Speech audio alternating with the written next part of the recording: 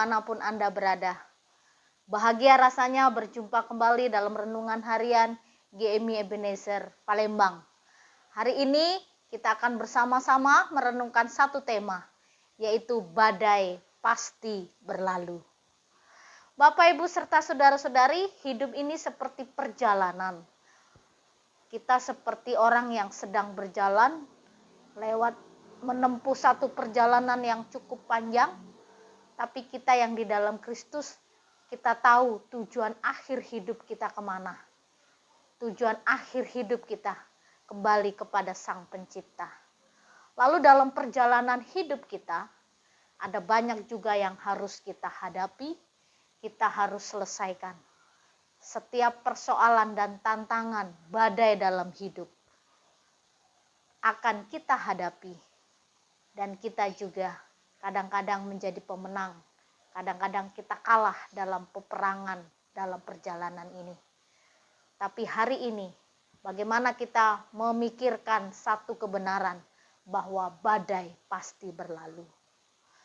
Badai pasti berlalu. Tidak ada badai yang terus-menerus menerpa sepanjang masa.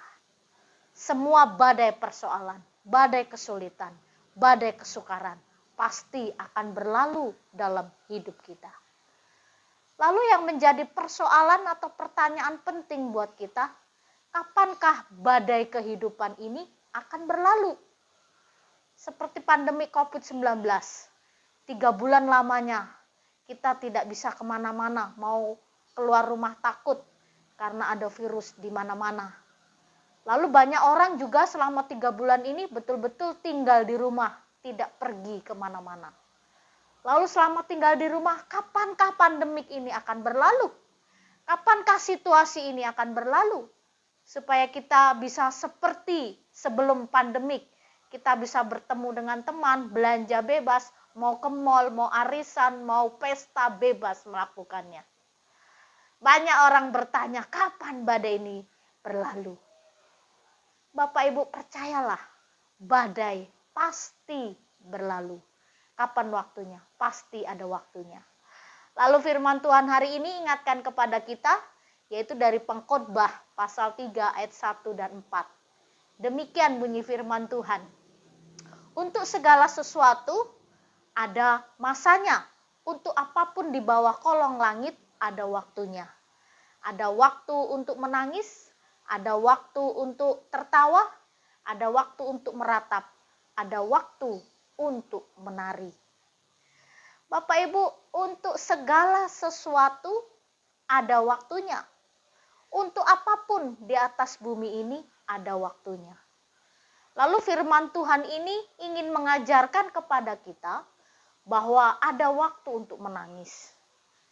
Karena kenapa kita menangis? Kita menangis karena persoalan, karena penderitaan. Tapi ada juga waktu untuk tertawa. Jadi jangan terus menangis, tapi jangan juga terus tertawa.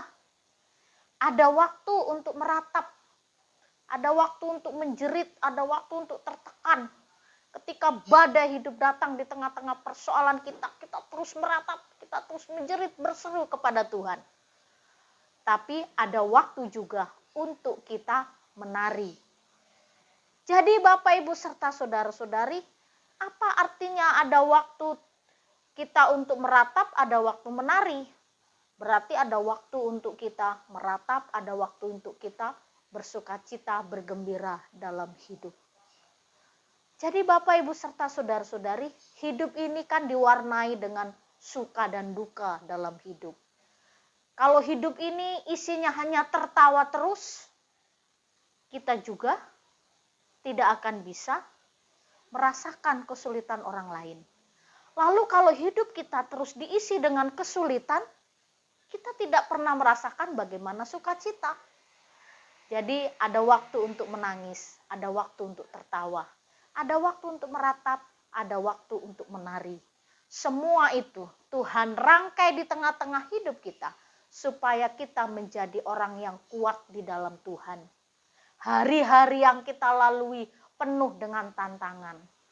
Karena Tuhan tidak berjanji kalau hidup kita ini jalannya lurus terus.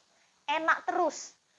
Tapi Tuhan akan memberikan kekuatan ketika kita masuk lubang, keluar lubang, persoalan demi persoalan kita hadapi di tengah-tengah hidup kita. Jadi Bapak, Ibu, serta saudara-saudari, kita belajar dari seorang pelaut. Jadi laut yang tenang tidak akan menghasilkan pelaut yang hebat atau yang tangguh. Justru laut yang dihantam badai, laut yang bergelora dengan badai akan menghasilkan seorang pelaut yang tangguh, yang kuat. Jadi orang yang kuat itu adalah orang yang pernah melewati badai kehidupan. Lalu orang yang kuat mampu menghadapi badai meskipun terhempas oleh badai, bangkit kembali. Dalam hidup kita, badai pasti berlalu. Dan ketika badai datang menyerang, kita tidak bisa berkata apapun. Tapi ketika kita berlalu badai itu, kita bisa menjadi saksi Tuhan. Saya pernah mendengar kesaksian seorang ibu. Dia punya anak tunggal, anak putri, anak kebanggaan tentunya karena dia hanya satu-satu anak. Lalu keluarga ini keluarga yang cukup berada. Anaknya yang cewek ini sekolah di sekolah yang dari TK, SD, SMP sampai SMA di tempat-tempat yang favorit. Lalu pada hari itu anaknya wisuda S1 jurusan bahasa Mandarin. Sudah mereka wisuda dari kampus pulang ke rumah. Sudah sampai di rumah, anaknya ini minta izin ke papa mamanya. Mau pergi bersenang-senang dengan kawan sekelas. Lalu dia naik angkot. Sesudah naik angkot, rupanya angkotnya itu dia naik sendiri, diikuti beberapa orang laki-laki. Dan peristiwa terjadi, anak gadis ini diperkosa, sudah diperkosa, dibunuh. Sudah dibunuh, mayatnya taruh di got. Berhari-hari lamanya orang tua menunggu berita dari anak gadis, tapi tidak memperoleh. Lalu beberapa minggu kemudian dikabarkan anaknya sudah meninggal dunia dan tidak berbentuk lagi. Bapak, Ibu, serta saudara-saudari, sang ibu shock, depresi, stres, depresi. Berhari-hari, berbulan-bulan lamanya, makan tidak makan, hanya duduk melongok merenung nasib. Kenapa ini terjadi? Kenapa Tuhan izinkan terjadi? Anak saya cuma satu. Meskipun kalau dia meninggal, meninggal dengan cara yang baik-baik. Kenapa mesti mengalami itu? Dia terus berkata begitu. Lalu suami dan keluarga membawa dia ke psikolog, ke psikiater untuk terus berusaha supaya ibu ini bangkit.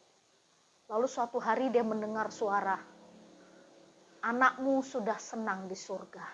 Dia sudah bersuka cita dengan Bapa di surga. Jadi tenanglah hidupmu. Sejak saat itu dia bangkit. Dia katakan yang sudah meninggal tidak akan bangkit. Tapi aku harus terus menjalani hidup. Hari demi hari dia mulai bangkit. Hari demi hari dia bisa melewati masa lalu itu, badai yang terjadi di tengah-tengah keluarga. Dan setelah itu terjadi, dia bangkit dari badai itu. Dia menjadi berkat bagi banyak orang. Ketika orang mengeluh kesulitan, penderitaan apapun, ketika orang mengeluh kesulitan, penderitaan, dia dengar, dia katakan, dia sampaikan kesaksian. Lalu orang lain dikuatkan. Bapak, Ibu, serta saudara-saudari, kita tidak tahu apa yang terjadi di tengah-tengah hidup kita. Kadang badai datang, tidak diundang, tapi datang di tengah-tengah hidup dan keluarga kita. Tapi percayalah, ketika badai berlalu, kita bisa menjadi kesaksian. Bersaksi bahwa Tuhanlah penolong di tengah-tengah hidup kita. Dan Tuhanlah yang akan menopang hidup kita. Jadi dalam hidup ini segala sesuatu ada waktunya. Ketika mengalami badai, ketika mengalami persoalan, kesulitan hidup, kita menjerit dan menangis. Tapi ada waktunya bersukaria atas pertolongan Tuhan. Menjadi saksi Tuhan.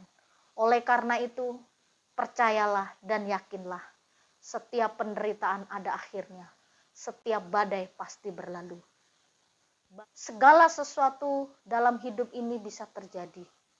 Ketika badai datang menyerang hidupmu, mungkin kau terhempas. Tapi sesudah badai berlalu, engkau akan dipakai oleh Tuhan menjadi saksi bahwa Tuhan akan menolong, menopang hidupmu. Percayalah, badai pasti berlalu.